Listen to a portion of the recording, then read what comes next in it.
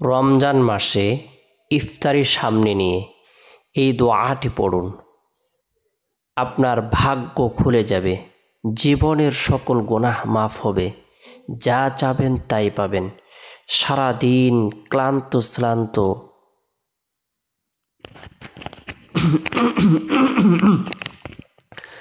পবিত্র মাহে রমজান মাসে ইফতারি সামনে নিয়ে এই দোয়াটি পড়ুন। যা চাবেন তাই পাবেন, ভাগ্য খুলে যাবে, জীবনের সকল গুনাহ মাফ হবে। পবিত্র মাহে রমজান মাসে রোজা রাখার পরে ক্লান্ত শ্রান্ত শরীর নিয়ে ক্ষুধার্ত অবস্থায়, পিপাসার্ত অবস্থায় ইফতারির সামনে নিয়ে বান্দা যখন আল্লাহ তাআলার হুকুমের অপেক্ষায় থাকে, কখন আজান হবে, বান্দার এই অবস্থা দেখার পরে আল্লাহ তাআলা খুবই খুশি হন, খুবই আনন্দিত হন। ফেরেশতাদের নুরানি মজলিসের মধ্যে আলোচনা করতে থাকেন, দেখো আমার বান্দা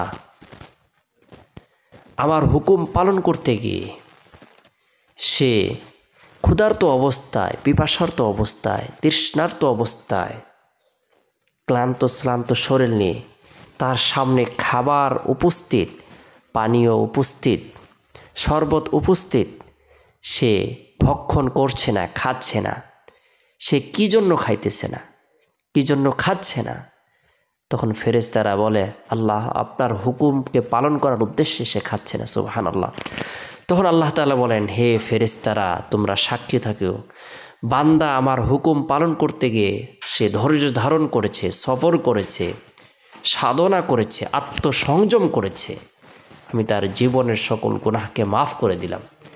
রোজাদার ব্যক্তির দোয়া আল্লাহ তাআলা ইফতারের সময় কবুল করেন। তাই ইফতারির সামনে নিয়ে আমরা প্রত্যেকেই সকল ব্যস্ততা অপেক্ষা করে কিছু সময় আল্লাহ তাআলার জিকির আজগার করব।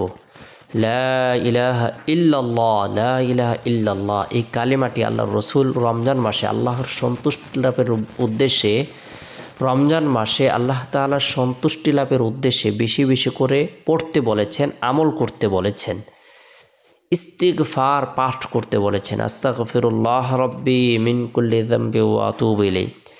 জান্নাত চাইতে বলেছেন, জাহান্নাম থেকে মুক্তি চাইতে বলেছেন। আল্লাহুম্মা ইন্না নাসআলুকাল জান্নাতা ওয়া নাউযু বিকা মিনান নার।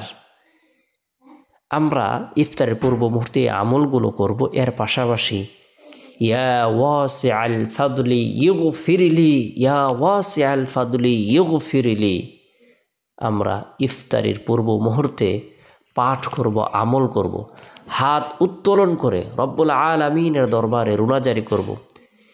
নিজের যত ধরনের প্রয়োজন রয়েছে, হাজত রয়েছে, মোনাজাতের মধ্যে ব্যক্ত করব। নিজের জন্য দোয়া করব, পরিবার পরিজনদের জন্য, জীবিতদের জন্য, মৃতদের জন্য, বিশ্ববাসীর জন্য মাগফিরাত কামনা করব।